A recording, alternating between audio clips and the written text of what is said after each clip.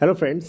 Mutation यानी कि दाखिल खारिज करवाने की लास्ट डेट क्या है, इसके बारे में हम आपको बताएंगे। और कुछ क्वेश्चंस जैसे दाखिल खारिज करवाने की लास्ट डेट, दाखिल खारिज कब नहीं होगा, कैंसिल के बाद रिजेक्ट हो गया तो कैसे होगा, और दाखिल खारिज आप स्वयं कैसे करवाएं बिना एडवोकेट के, और उत्तराधिकार दाखिल खारिज जो कि सबसे ज़रूरी है जिन लोगों की ज़मीन गाँव वगैरह में पड़ी है, जो लोग बाहर रह रहे हैं उनके लिए। ठीक है। और अगर आप कोई कानूनी सलाह लेना चाहें तो कॉन्टैक्ट नंबर वीडियो की डिस्क्रिप्शन में मिल जाएगा। या मान लीजिए साथियों, आप कोई डॉक्यूमेंट चेक करवाना चाहते हैं कि हमारी प्रॉपर्टी सही है कि नहीं, कोई विवाद वगैरह तो नहीं है, तो वो भी आप करवा सकते हैं। नंबर वीडियो की डिस्क्रिप्शन में मिल जाएगा। यहाँ पे आप देखेंगे नामांतरण समय सीमा। प्रतिवादी नामांतरण के मामले में विनिश्चय 90 दिनों के भीतर किया जाएगा, अन्यथा तहसीलदार को विलंब के लिए कारण अभिलिखित किया जाना चाहिए। यानी कि दाखिल खारिज होगा या रिजेक्ट होगा, ये तहसीलदार को 90 दिनों के अंदर स्पष्ट किया जाएगा। इसी प्रकार से दूसरा भी आदेश इसी प्रकार से कुछ है। ठीक है। तो अब सीधी बात आती है कि दाखिल खारिज करवाने की लास्ट डेट क्या है। तो आप मान सकते हैं दाखिल खारिज करवाने की लास्ट डेट है 90 दिन, वरना आपका दाखिल खारिज रिजेक्ट होना तय है। ठीक है। और रिजेक्ट हो गया तो थोड़ा सा प्रॉब्लम होगा। ठीक है। रेस्टोरेशन करा के आप दोबारा से दाखिल खारिज करवा सकते हैं। ज़्यादा पैनिक होने की जरूरत नहीं है, और ना ही आप एडवोकेट को ज़्यादा पैसे दें। समझदारी दिखाएं यहाँ पर। ठीक है ना। सेकंड है साथियों कि दाखिल खारिज आपका कब नहीं होगा। मैं एक चीज़ और कहूँगा साथियों कि जब भी आप कोई प्रॉपर्टी खरीदते हैं तो उसका, या खरीद चुके हैं तो उसका केवल दाखिल खारिज है। आप ये मत समझें ये ज़मीन सही है, दाखिल खारिज है। ठीक है। इसने कहीं डबल रजिस्ट्री तो नहीं कर रखी है, अंश से अधिक विक्रय तो नहीं कर रखा है, कहीं पुनर्स्थापन तो नहीं है, कोई कोर्ट केस तो नहीं चल रहा है। ठीक है। इस पर लोन तो नहीं है। सारी चीज़ें चेक करें। अगर आप नहीं कर सकते तो मेरे द्वारा चेक करवा सकते हैं। हमारा कॉन्टैक्ट नंबर वीडियो की डिस्क्रिप्शन में मिल जाएगा आपको। तो ये सारी चीज़ें चेक करें। क्यों? क्योंकि जब आप मान लीजिए कोई दिक्कत हुआ, ठीक है, अब देखिए यहाँ पे देखिए कोई दिक्कत हुआ तो आपका म्यूटेशन रिजेक्ट होगा और कभी दाखिल खारिज नहीं होगा। आपकी प्रॉपर्टी भी नहीं बेच सकते इसको। ठीक है।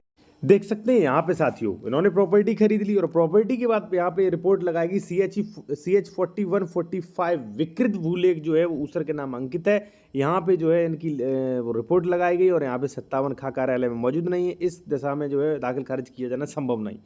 अब इनका दाखिल खारिज रिजेक्ट हुआ और इस दाखिल खारिज अब ये कभी नहीं होगा। ठीक है ना। तो पूरा पैसा बर्बाद। इसीलिए मैं कहता हूँ कि भाई अगर आप प्रॉपर्टी खरीद चुके हैं, खरीद रहे हैं, तो कम से कम किसी अच्छे एडवोकेट से बढ़िया तरीके से चेक कराएं, जिसमें वहाँ कम से कम 1 घंटा आध घंटा समय दे आपके डॉक्यूमेंट्स को।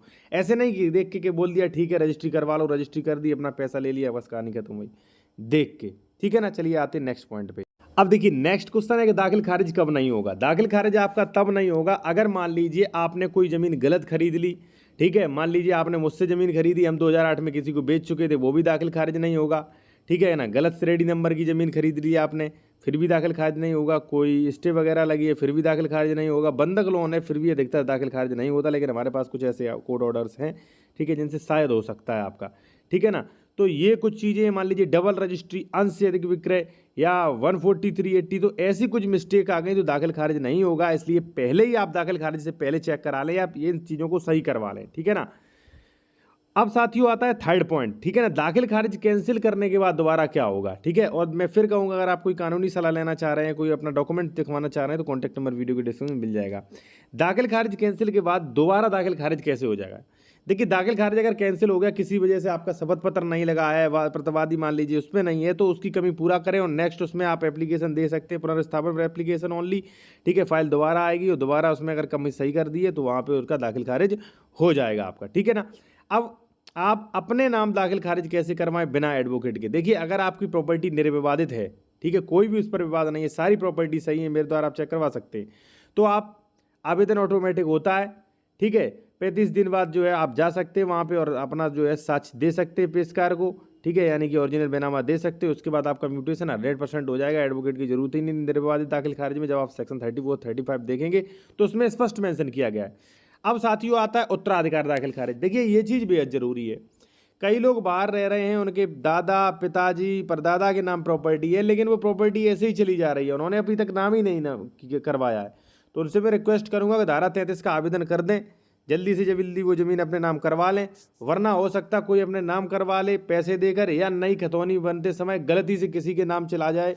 ठीक है ना। तो दिक्कत होगी। ठीक है ना। इसलिए उत्तराधिकार नामांतरण भी आप अपना अभी करवा लीजिए। और नामांतरण संबंधी या अन्य कोई भी जानकारी विशेषज्ञ द्वारा कानूनी सलाह लेने के लिए कॉन्टैक्ट नंबर वीडियो के डिस्क्रिप्शन में साथियों आपको मिल जाएगा।